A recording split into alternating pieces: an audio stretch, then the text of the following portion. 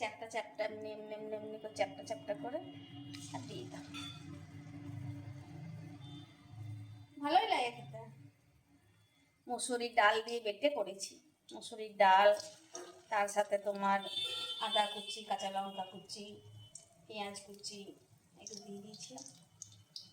তারপরে থালার মতন চ্যাপটা চ্যাপটা করে ভেজে নিই।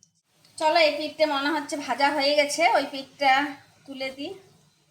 কিন্তু বেশ গন্ধ বেরিয়েছে জানো, খুব সুন্দর গন্ধ উঠছে। আর আমার মনে হয় সারা বছর যত শাক পাওয়া যায় তার মধ্যে আমার মনে হয় কলমি শাকটা মানুষের কাছে বেশি প্রিয়। সত্যি খেতে দারুণ লাগে।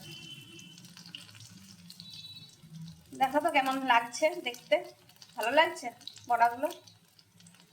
গন্ধ কিন্তু দারুণ বেরিয়েছে। একদিন কিন্তু অবশ্যই রান্না করে খাও, আমার কথা শুনো না, খেয়ে দেখো, তাহলেই বুঝতে পারবে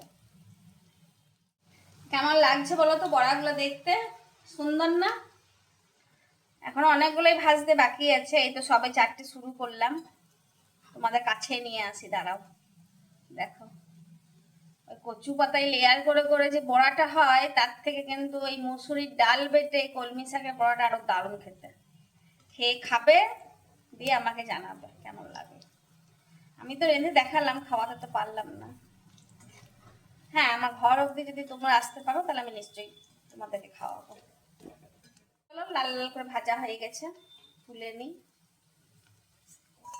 তুলে এমনি করে সব বড়াগুলো ভেজে নেবো। সেরকমই রান্না কিছু হয়নি। আর কাঁচকলা আর পেঁপে দিয়ে ঝোল, ডাল করে নিই। ডাল বাটাটা দিয়ে দিয়েছি। বিলু চলে এলো স্কুল থেকে, দিয়ে আমরা খেতে বসে যাই। এই যে খেতে বসলাম, বিলুর থালাটাই সাজাচ্ছি। প্রত্যেকদিন ওর থালাটাতেই আমি ভিডিওটা বানাই। তো ওই কলমি শাক মুসুরি ডাল দিয়ে বড়া ভাজা 2টো করে সবাই আমরা নিয়ে নিয়েছিলাম। আর এদিকে পেঁপে কাঁচকলার ঝোল, ভাত, আর ল্যাংড়া আমের আঁটিটা ছিল, এটা খেতেও বেশি ভালোবাসে আঁটি, ওইটা দিয়েছি। আর এই 2 কুচি শসা। এটাই হচ্ছে আমাদের খাবারের মেনু। আর আমি একটু টক দই খাই। তো আমার তো খেতে দুর্দান্ত লাগলো। তোমরা কি ভাবছো, বানাবে কি না? নিশ্চয়ই বানাও, এখন কলমি শাক পাওয়া যাচ্ছে, নিশ্চয়ই বানাও। আর খরচ তো সেরকম কিছু নয় যে তোমাকে চিন্তা ভাবনা করতে হবে, বানিয়ে খাও, দিয়ে আমাকে জানাবে। আজকে আসি, ধন্যবাদ।